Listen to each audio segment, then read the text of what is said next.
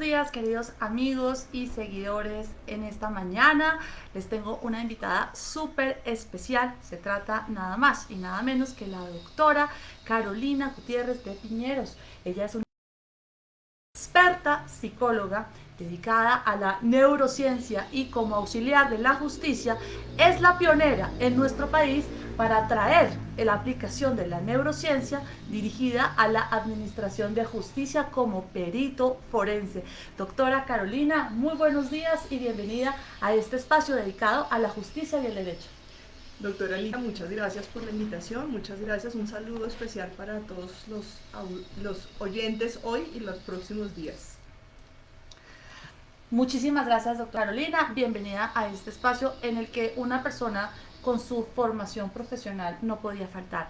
La doctora Carolina no solamente es psicóloga, experta en neurociencia y desarrolla esa neurociencia en nuestro país aplicada a la justicia y lo más interesante es que como perito forense ha participado en varios procesos judiciales con su declaración en ellos para hacer la introducción de dictámenes que pueden servir de prueba o controvertir las pruebas periciales realizadas por la Fiscalía a través de medicina legal. En esta mañana vamos a dialogar con todos ustedes y a compartir nuestras experiencias como profesionales que en diferentes campos hemos tenido la oportunidad de evidenciar un fenómeno muy grave de una avalancha de noticias criminales que se gestan a través de falsas denuncias por violencias de género. Entonces, mujeres presentan denuncia por violencia intrafamiliar, por actos sexuales abusivos, por acceso carnal violento contra hombres y este tipo penal, cuando vamos a hacer el análisis fáctico, no existe.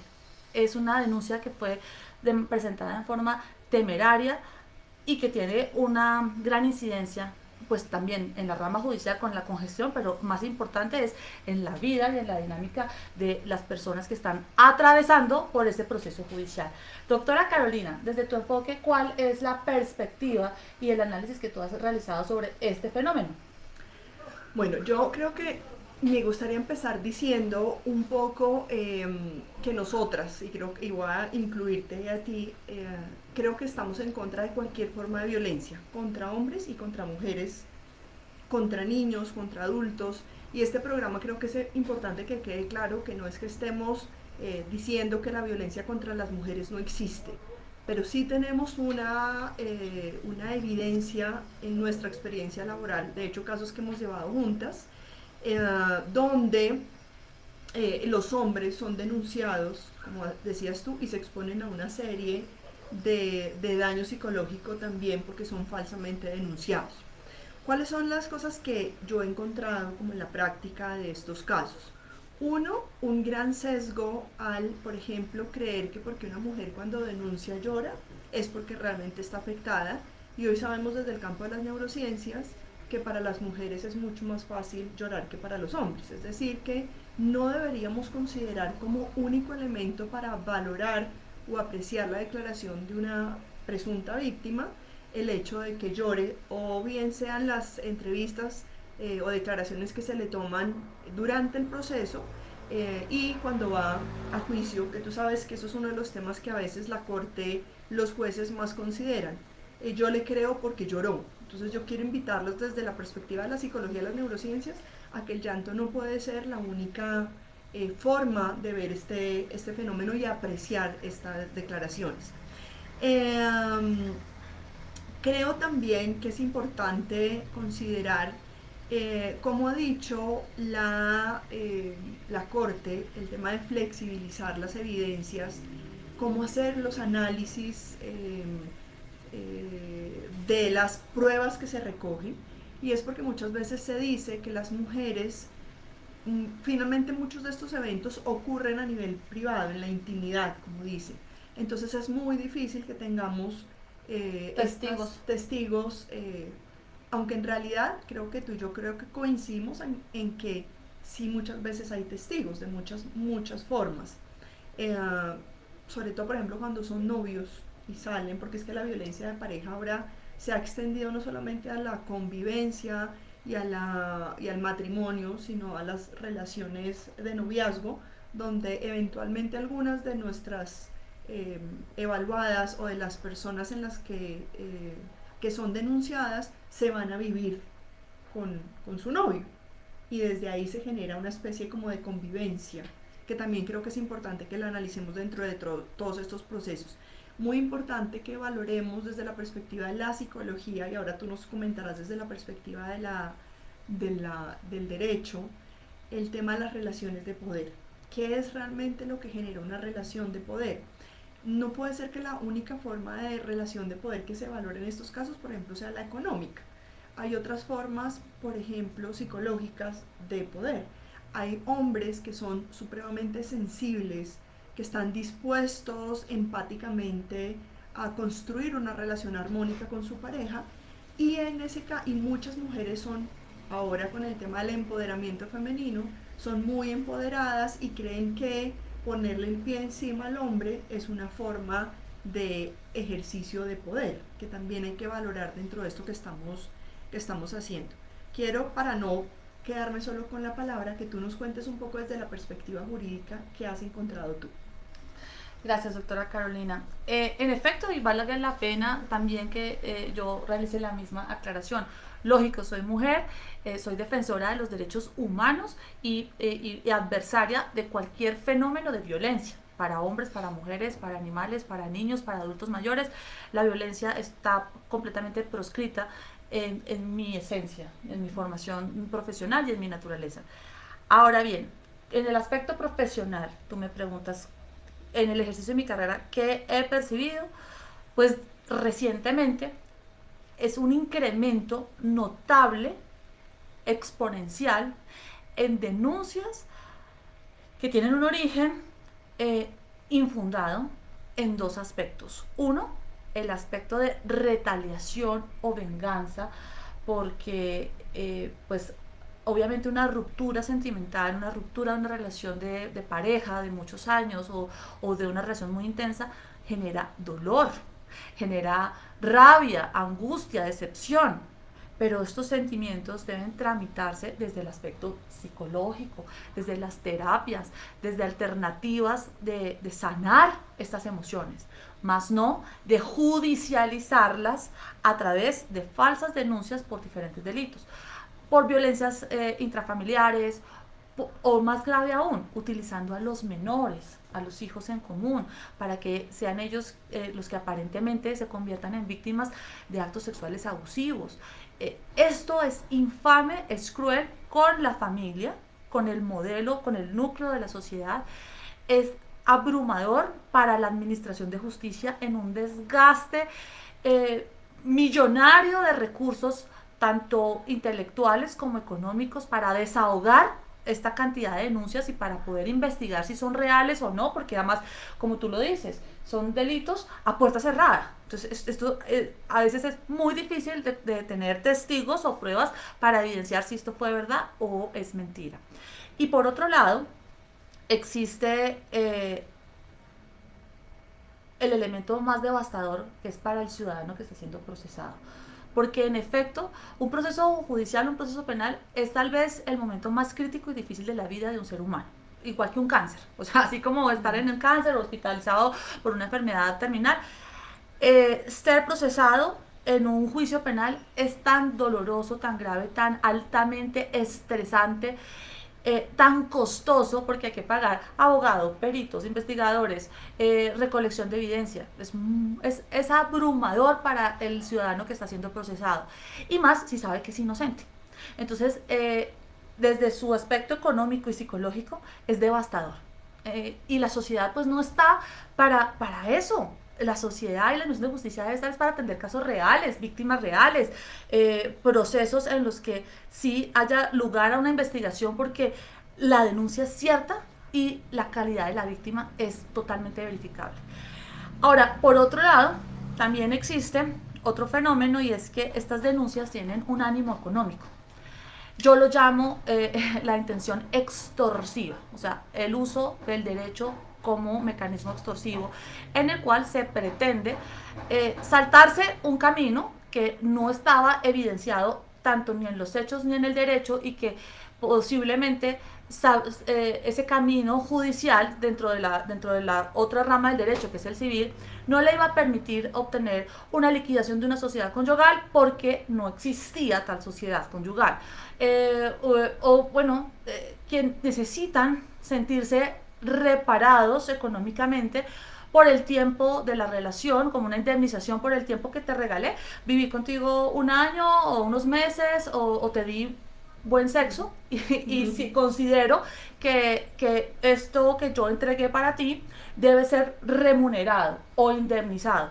Entonces, como no tengo alternativas en derecho para hacer valer mi intención, busco este atajo, y es un atajo macabro, cruel, es el atajo más macabro, y es bueno, entonces generó la situación, hagámonos una pelea, yo le pego, lo provoco, en cualquier momento algo pasa, un codazo, un empujón, o por defenderse sucede algo, y claro, caigo al piso, me autolesiono o genero la situación para que se pueda propiciar una falsa violencia o incluso unas violencias psicológicas, que aunque no sean físicas, no tengo la evidencia del morado o lo que sea, pues voy y digo, no, es que él me violentaba psicológicamente porque me decía cosas hirientes, ofensivas, y me las invento. Aunque no estén probadas, aunque no haya forma de evidenciar si existió o no esas palabras, presento la denuncia sabiendo que con la perspectiva de género, tanto en comisaría de familia como en la fiscalía y en las valoraciones de psicología inicialmente practicadas por las psicólogas de fiscalía o de medicina legal, va a avanzar la investigación.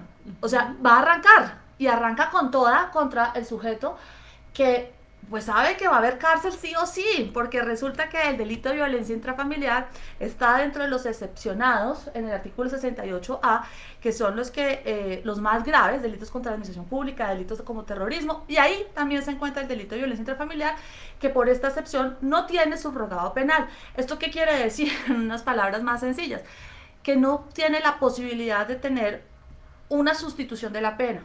Esa sustitución, si yo salgo culpable de ese delito, puedo pedir la sustitución para pagarla en la casa, en domiciliaria o de otra alternativa, y no en prisión intramural. Entonces, la violencia intrafamiliar tiene una consecuencia letal, y es la pena privativa de la libertad en establecimiento penitenciario, intramural, sin subrogado. Y entonces es o la cárcel o lo que yo quiero para desistir de la denuncia. Ese es el fenómeno que yo he visto, dos condiciones muy lamentables, la retaliación y la venganza, y por el otro lado, el ánimo extorsivo, doctora Carolina. De acuerdo. Bueno, yo creo que en eso, a partir de lo que estabas diciendo, hay algo sobre lo que yo quisiera llamar la atención también a mis colegas psicólogos, a las trabajadoras sociales que muchas veces en comisarías participan en estos procesos de valoración, de evaluación de las mujeres que denuncian. Y es que yo siento también en mi experiencia, cuando leo las declaraciones, que no hemos podido, estamos tan empeñados en buscar violencia por todos lados, que no tomamos esto con perspectiva para hacer una apreciación, por ejemplo, una diferencia entre lo que es el conflicto de pareja y la verdadera violencia. Porque hay conflicto cuando las dos personas no saben comunicarse, cuando las dos personas resuelven sus problemas a punta de empujones o gritos o malas palabras, y entonces si hay forma de solucionarlo, si ambos están de acuerdo con ir a terapia, pues yo siento que no debería llegar al tema de la justicia, que es tan desgastante, pero yo no encuentro en los informes de ningún tipo que se valore este tema del conflicto, de ahí que sea tan importante todo lo que hemos discutido tú y yo fuera de este espacio, y es cómo logramos obtener, cómo logramos apoyar si bien yo soy perito y cuando yo actúo como perito debo ser totalmente neutra, también a veces apoyo el análisis del proceso para ver cómo podemos generar las evidencias que se requieren para estos casos.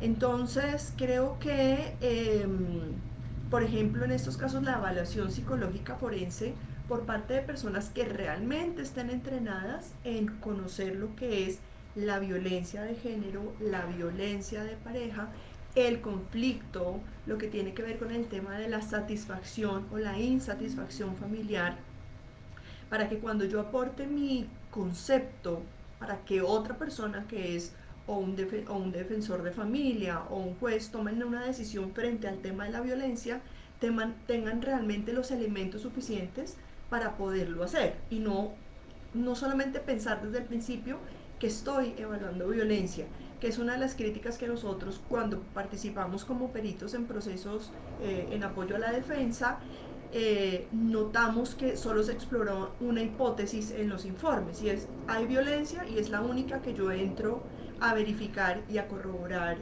y a explorar.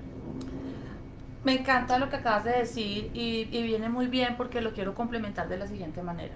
En efecto, cuando existe una violencia en un verdadero o real entorno familiar, que tiene esa comunión de familia, que tiene unos hijos procreados en común o que tiene esa comunión de pareja que tiene una vocación de permanencia, pues si existió un fenómeno de violencia o de conflicto, entonces aquí es de forma natural que puede venir la mediación familiar.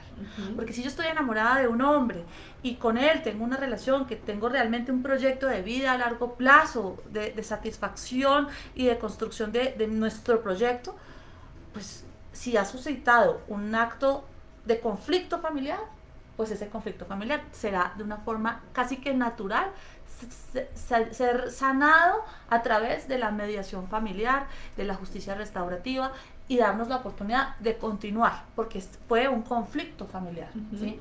Ahora bien, entonces, cuando no existe ese verdadero ánimo o vocación de permanencia en la relación, sino que fue algo pasajero, pues entonces no importa mucho el futuro del otro o el mío mismo, entonces vámonos por la justicia ordinaria a ver qué pasa en el proceso y a la lucha frontal, que es desgastante, que es dolorosa, que es agotadora y que además nos va a lastimar en el proceso de una forma mucho más profunda que lo que haya ocurrido inicialmente. Entonces, a respuesta a lo que tú estás diciendo, en efecto, cuando hay esa vocación de familia, siempre será muy saludable agotar la mediación familiar como alternativa de resolución de conflictos, que no solamente está avalada mediante actos de terapia o psicológicos, sino desde el punto de vista del derecho. Entonces, la mediación familiar y la justicia restaurativa son dos elementos fantásticos que pueden aportar a mejorar la situación, a construir elementos de salud mental, de salud familiar, sanar estas emociones y continuar con nuestra vida familiar sin acudir a la justicia, pese a que estos dos modelos sí son restauradores y sí satisfacen esa necesidad de justicia. Entonces, para esos casos, yo recomiendo con mucha vehemencia acudir a estos dos mecanismos alternativos. Sobre todo porque aquí estamos hablando de la violencia, pero esto finalmente todo termina unido y frente a algo que tú dices estaba pensando en otra cosa y es inevitable el conflicto y más en las relaciones de pareja. Es por eso los psicólogos se la pasan estudiando el conflicto, la satisfacción marital, la insatisfacción marital y demás. Cuando como pareja y familia decidimos que definitivamente no nos soportamos, no nos aguantamos, nos queremos separar, tenemos que pensar cuando hay hijos en cómo la mediación también va a favorecer que nuestros hijos mantengan un vínculo con ambos padres, con las familias extensas de ambos padres, porque esto no va a beneficiar solamente a los adultos, sino sobre todo a los niños. Entonces, esa vía que tú propones es una vía maravillosa, pero para eso se necesita, y esto sí voy a ser muy psicóloga, una gran madurez emocional para reconocer que lo que hay entre nosotros como pareja es un conflicto que nos superó, que no pudimos con madurez enfrentarlo y solucionarlo, que nos tenemos que separar, pero seguiremos siendo una familia el resto de la vida, porque cuando hay hijos de por medio, pues la familia se va a mantener y la familia va más allá del concepto de que nos hayamos casado, nos hayamos ido a vivir. El tema es luego cuando hay violencia en sí o cuando hay un conflicto muy complejo o cuando yo tengo un conflicto personal y no con el otro y uso al otro para solucionar mis conflictos, que es cuando viene lo que tú decías al principio, Aquí estamos hablando netamente de los casos en los que hay violencia, unas falsas denuncias, ¿no? No cuando hay violencia real, porque eso sería para otro programa. Entonces, cuando hay falsas denuncias, parte de lo que decías es que a veces es como venganza que yo lo hago. Voy a decirles algo que me encantaría que después se generara un debate, una discusión sobre este tema, que es lo que yo he encontrado. Cuando hay relaciones de apego insanas, que es lo que digamos el común de la gente denomina una relación tóxica, que eso en psicología no lo hablamos así, pero hay relaciones de apego insanas, lo que yo encuentro en mi experiencia es que los hombres que no son capaces de entender que esa mujer ya no quiere estar con él, lo que hace es acabar con su vida, o sea, que es cuando viene el feminicidio. Cuando la mujer no logra identificar que tiene una relación de apego y no de amor, que es muy diferente el amor al apego, y no logra entender que él ya no quiere estar con ella, lo que genera es en mi experiencia, lo que yo noto es que genera una falsa denuncia. Y eso es responsabilidad de los psicólogos, ayudar a los tomadores de decisiones a poder entender cuando realmente hay un riesgo, por ejemplo, de feminicidio y cuando hay un riesgo de una falsa denuncia. Porque esto nos evitaría una cantidad de desgaste judicial impresionante, y ahí es donde el apoyo de los psicólogos que realmente se han preparado, son juiciosos estudiando, controlan sus sesgos, apoyan a la justicia. Yo no sé si me hago entender con eso que estoy diciendo, que lo digo en varios escenarios, y es un tema después del que te quiero invitar a hablar, y es esta salud mental en los que denuncien, hombres y mujeres. Claro, no, lo entiendo perfectamente y si me permites lo voy a poner como en un ejemplo más concreto. Para llegar al feminicidio, que es como el acto cúspide del que está afectado por una relación de apego insana, antes de que eso ocurra, hay unas alertas que se encienden. Sí. Entonces, tanto él empieza a sentir que algo va a ocurrir y seguramente pide ayuda a psicología, a algún amigo, y entonces la sociedad también es responsable, porque ese entorno social y familiar de esta persona puede detectar esas alarmas que se encienden. Y lo mismo ocurre en el género femenino, como nos lo está explicando la doctora Carolina, y es antes de que una mujer llegue a tener una falsa denuncia de esta complejidad, de esta gravedad, que puede ser por violencia intrafamiliar, que puede ser por un acto sexual, por actos sexuales con los menores, que esto es muy... Es terrible, y es además una manipulación horrible y una instrumentalización de los propios hijos para que denuncien a su progenitor diciendo que los tocaron o que los accedieron. Y eso para mí me parece lo más pervertido y depravado y reprochable del mundo. Pero cuando una mujer llega a este punto, también hubo alertas que se encendieron. Ella hubo llamados de atención, ella le contó a una amiga, ella le contó a la psicóloga, ella estuvo, como tú dices, en su coach o en su guía espiritual o religioso, gritando de alguna manera que estaba siendo objeto de una relación de apego insano. Exacto. Entonces, como sociedad, quienes estamos cerca de estas personas y podemos y tenemos la oportunidad de darnos cuenta de esos llamados, de esas alertas que se encienden, yo creería que debemos actuar en una forma preventiva, tanto de lo terrible que es el feminicidio, como de también lo terrible, una consecuencia, que es un hombre inocente procesado en un juicio penal y muchas veces condenado, que es lo más grave, porque es devastador un hombre inocente pagando una pena que no cometió. Y sobre todo porque es que la cárcel es una forma de muerte en vida. Es como una forma de masculinicidio, no sé cómo llamarlo, pero llevar a un hombre a la cárcel es injusta cuando es injusto. Sin embargo, esto de la injusticia también otro programa lo podemos dedicar a hablar. Hay países donde este fenómeno se ha visto de una manera diferente, se aplica una justicia terapéutica, y los hombres que realmente son maltratadores deben asistir a unos programas de terapia que están debidamente programados, y no la cárcel, porque finalmente la cárcel no va a solucionar el tema de la violencia intrafamiliar. Bueno, doctora, yo creo que la audiencia está ansiosa porque entremos en una materia aún más práctica, y es como, doctora Carolina, esta es la gran pregunta: ¿qué deben hacer estos hombres que están siendo actualmente procesados injustamente. Me refiero por hechos que no existieron, pero que los tiene inmersos en una situación judicial y con la posibilidad inminente de ir a la cárcel por un delito que no cometieron en el marco de violencias de género. ¿Qué recomendaciones tiene usted como experta en la psicología forense y en la neurociencia para que ellos lo tengan presente y puedan emprender o detectar esta alarma y prevenir y tomar medidas antes de que ocurra la denuncia o estando en la denuncia en el proceso, qué deben hacer para defenderse? Bueno, muchas gracias, doctora Elita, por la pregunta tan interesante. Bueno, en estos casos lo que nosotras hemos encontrado, digamos, al momento de apoyar la defensa de alguien es que los hombres están sin pruebas. Uno les pregunta, bueno, pero ¿hay algún chat? ¿Hay alguna...? Recordemos que en las casas ahora, en casi todas las casas hay cámaras en las calles, hay comunicaciones por WhatsApp, por Instagram, por Facebook. Y cuando uno les pregunta, bueno, ¿y tienes alguna evidencia de esto que nos estás contando? Y ellos dicen, por ejemplo, de que el maltratado muchas veces es él, de que la víctima realmente es él, y ellos dicen, no, es que yo borré todo.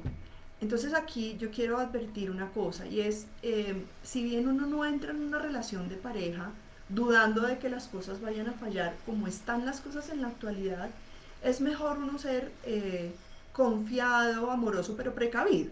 Si uno nota que empieza a haber un conflicto en la pareja que está evolucionando, un tema de violencia, mi sugerencia es traten de tener evidencias por si acaso en el futuro algún día llegara una denuncia. ¿Qué otras cosas es importante que nosotros, si ya la persona está denunciada, que empiece? Nosotros trabajamos muchas veces apoyados por la Unidad de Investigación de la Defensa, la UID. Hay muchos investigadores, solamente que es que a mí me gusta mucho el trabajo que ellos hacen porque tienen una tecnología de punta súper actualizada que permite recoger y asegurar mucho más esa evidencia. Por ejemplo, recoger las cámaras, pero ser honestos en esto. Voy a contarles rápidamente un caso donde hay una denuncia hacia el hombre por violencia de género. Ella toma los videos de las cámaras y aporta solamente la parte en la que él le grita. Muy sesgada la información y no la parte en la que ella... El suceso previo. Es el suceso previo o en los momentos en los que él está bravo, pero no todo. O sea, si yo voy a entregar una evidencia, pues yo me encargo de recoger toda la evidencia. Importantísimo, por ejemplo, que los diferentes abogados en estos casos entiendan la importancia de solicitar las historias clínicas. Las historias clínicas desde mucho antes de que empezara inclusive la relación. ¿Por qué? Porque aquí hay una gran preocupación por la salud mental, y esto es algo que tampoco queremos hablar porque nos da pavor, y es que hay personas que tienen afectación en su salud mental porque han tenido una infancia devastadora, con negligencia, con violencia, y crecen con unas necesidades de apego y afecto donde no les es fácil que una relación se termine, y esta evidencia queda muchas veces reflejada en la historia clínica. Entonces, recoger la historia clínica desde antes nos permite saber si la persona previamente había tenido alguna afectación por otras circunstancias, porque fue víctima de bullying, porque fue víctima de otras parejas, porque intentó suicidarse, que es uno de los casos más comunes, ¿no? Se encuentra. Y la historia clínica después de que termina la relación, porque esto nos permite hacer un seguimiento de las consecuencias.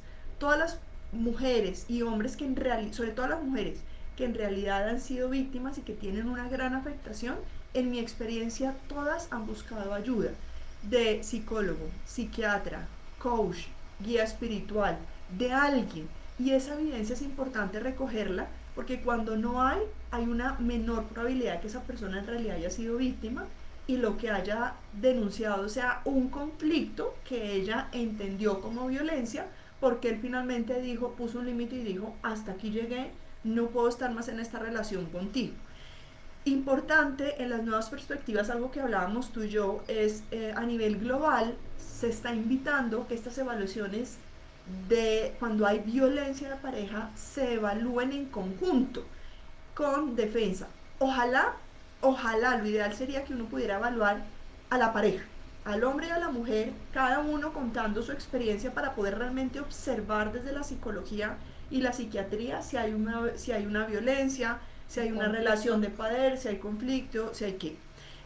Pero, doctora Alita, ¿tú nos quieres contar de las experiencias, por ejemplo, de México en estos casos? Claro que sí.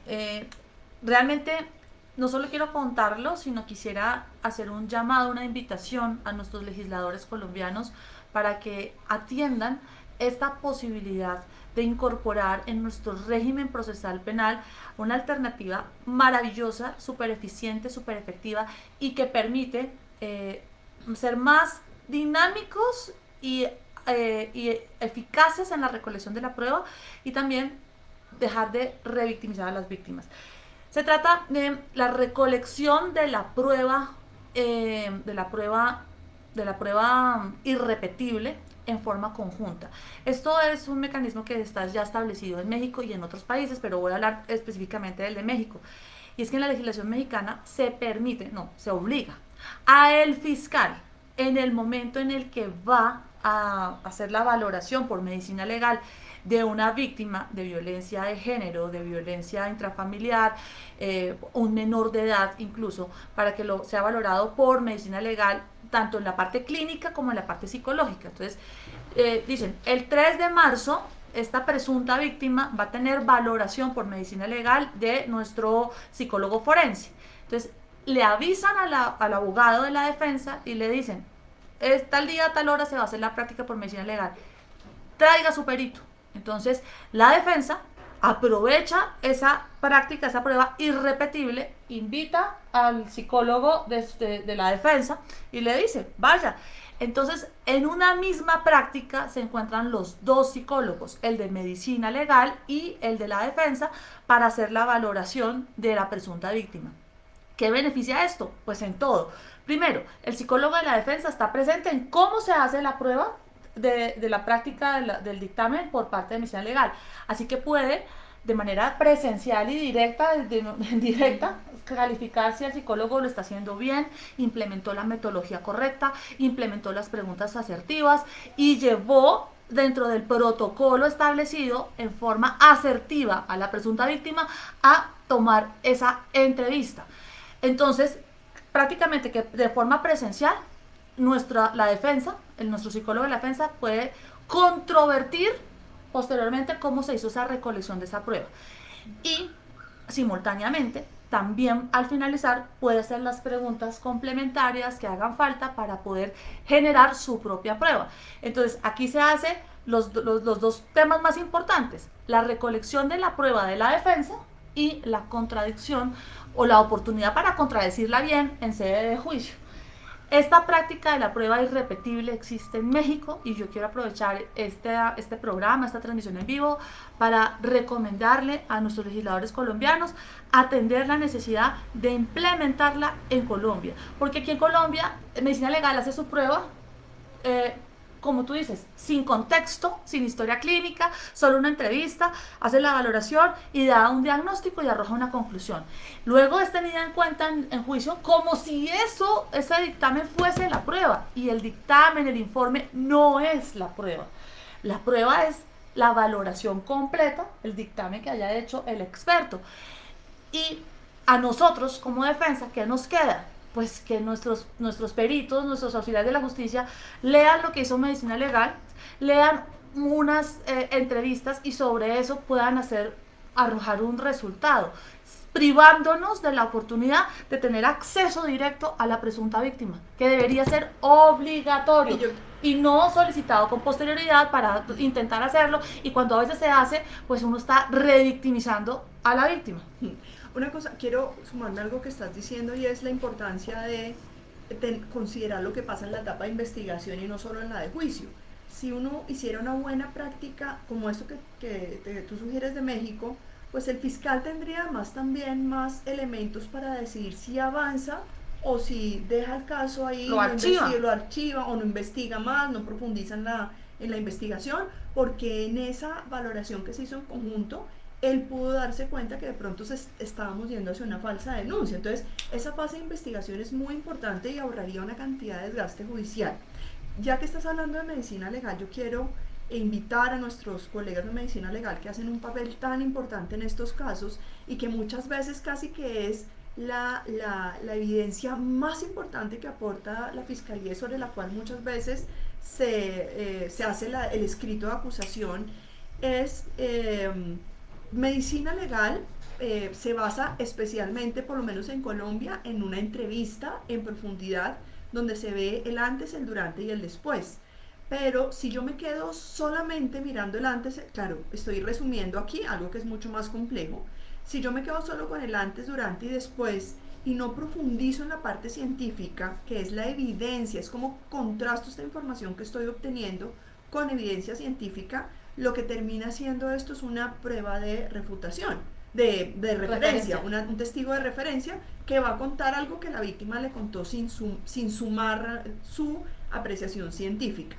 Por eso es también tan importante que los fiscales, los abogados entiendan que hay una diferencia entre el juicio clínico y un análisis estructurado basado en la recolección, multimétodo, en la recolección de muchos métodos. Es decir, pruebas, entrevistas colaterales, revisión de historia clínica, para que en realidad el perito pueda ir a juicio o en la fase de investigación pueda decirle al fiscal, mira, con todo esto que yo encontré, no hay lo que aporta la víctima, no hay como corroborarlo con otra información.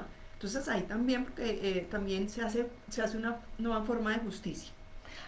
Al respecto, yo también quiero aquí completar esto, y es que existe una gran incapacidad por archivar las denuncias por parte de los fiscales, y esta incapacidad de archivarlas o desestimarlas de plano, ¿por qué obedece? Digamos, lo que tú estás diciendo, una falta de técnica en la investigación que permita tener información de contexto y perimetral, no solamente un hecho narrado y repetido en la denuncia y en la entrevista de la valoración de psicología forense de medicina legal, y con esto es suficiente para irnos a juicio.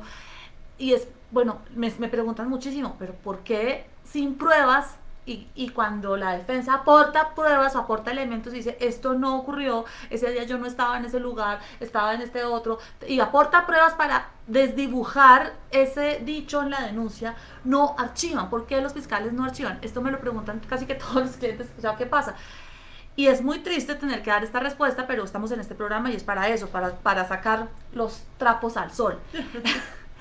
No se archiva porque hay un temor generalizado que les aplica en la perspectiva de género, y es la indebida interpretación de la perspectiva de género. Esto viene desde que Colombia ingresó o ratificó el convenio Belén du Pará, que es el que establece que los estados deben extinguir toda forma de violencia contra la mujer, y que la administración de justicia de los estados que hacen parte de este tratado internacional deban erradicar por completo cualquier forma de violencia, y que sea asequible la justicia, sea más laxa la interpretación de las pruebas, se entienda que existen esas dinámicas de relación de poder, que se entienda que una mujer que es víctima pudo no haber denunciado anteriormente porque estaba sometida bajo el temor, el miedo de una relación en la que estaba sometida económicamente o atemorizada, y que por eso no presentó denuncias antes. Esa es la perspectiva de género en la aplicación de justicia, pero desafortunadamente esto ha tenido una interpretación desmedida, en la que básicamente se le da credibilidad total a la mujer por el hecho de ser mujer. Y aunque diga la perspectiva de género que debe ser más laxa la interpretación de la prueba, no quiere decir que sin pruebas se dé por cierto los hechos. Entonces, sobre esa indebida aplicación de la perspectiva de género es que estamos basados en ese temor infundado que tienen casi todos los operadores de justicia para no archivar, para no precluir y para dejar, bueno, o sea, el fiscal dice, yo no archivo, yo hago el escrito de acusación y allá el juez y el otro fiscal de juicio verán qué hacen.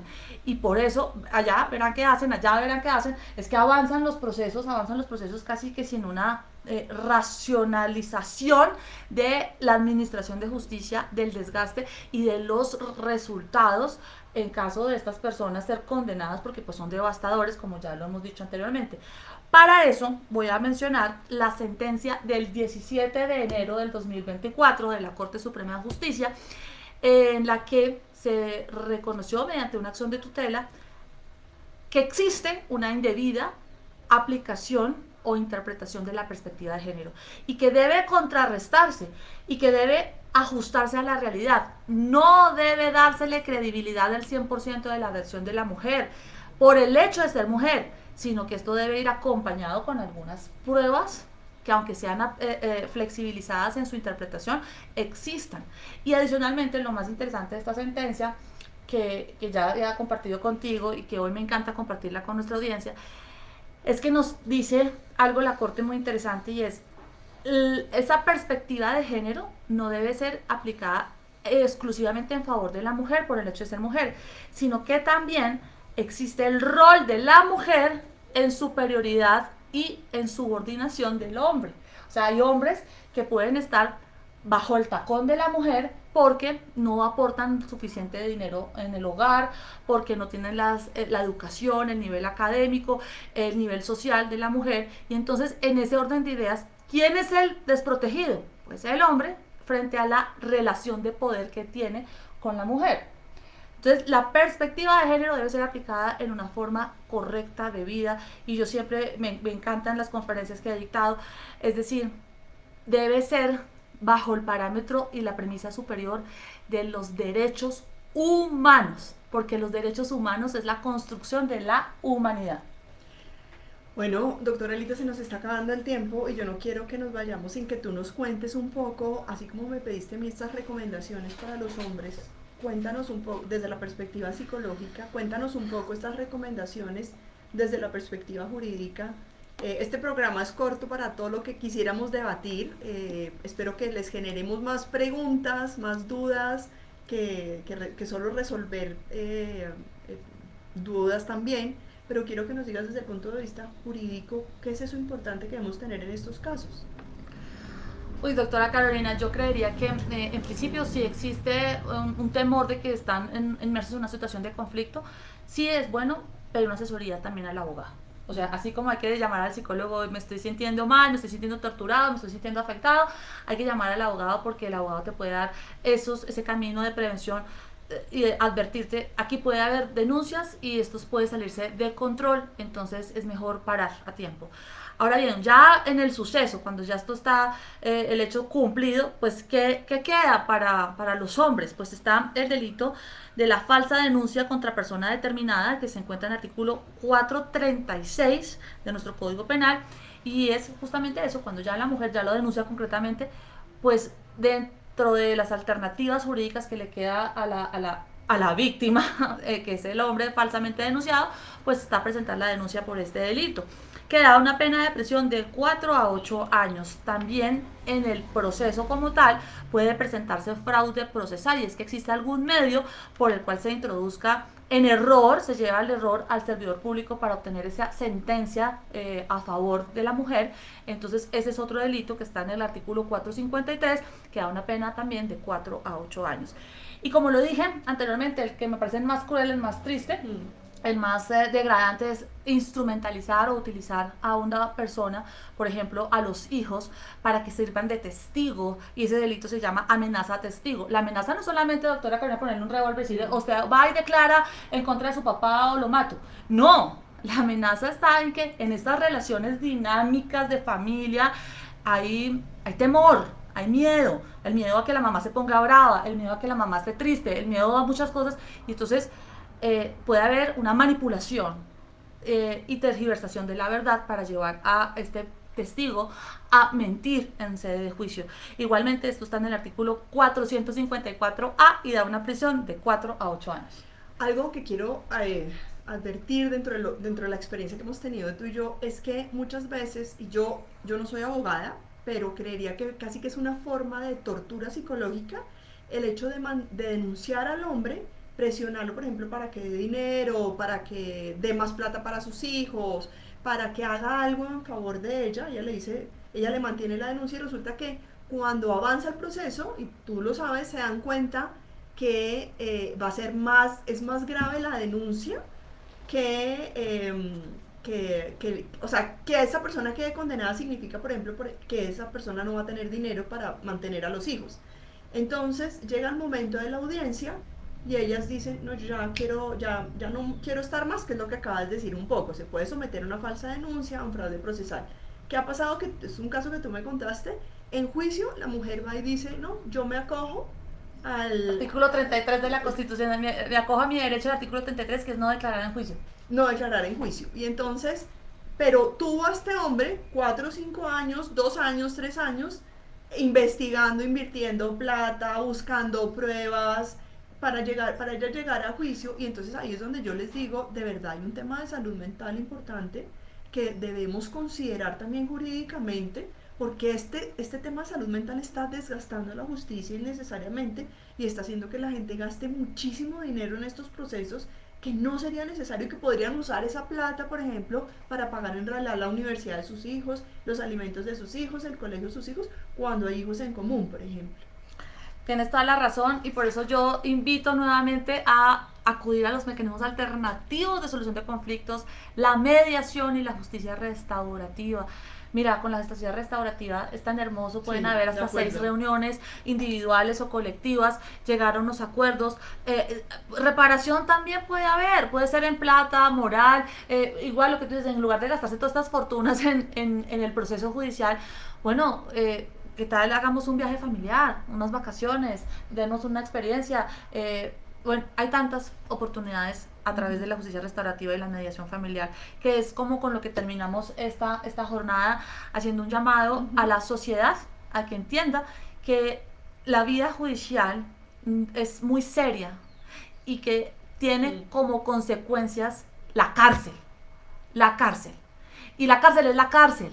Es la desgracia más grande que le puede ocurrir a un ser humano, porque es la privación del derecho más sagrado, la libertad. Total. Es la privación de trabajar, de ser autónomo, de poder proveer a su familia, a sí mismos. Entonces, realmente hay que poner en la balanza si eso es lo que queremos, porque todo esto que ocurre antes de ir a la cárcel es un desgaste terrible y afecta a la familia completa. Las lesiones psicológicas yo pienso que a veces son irremediables. Es horrible. Doctora Carolina, muchísimas gracias por aceptar esta invitación. Qué invitada tan deliciosa, tan rica, cuánto nos has aportado y nutrido.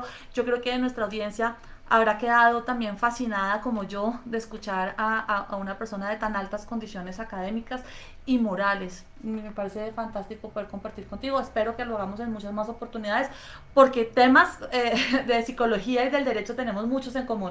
Gracias, doctora Carolina. Gracias a ti por la invitación, me encanta estar contigo, que sé que también eres una abogada tan juiciosa, tan responsable, que eso es también lo que le falta a este país. Muchas gracias, un saludo a todos. A ustedes muchas gracias por ver esta transmisión en vivo. A los que no la hayan podido ver completa, los invitamos a encontrarla en nuestro canal de YouTube para que la puedan disfrutar y aprender un poco de nuestras experiencias. Muchísimas gracias y que tengan un feliz día.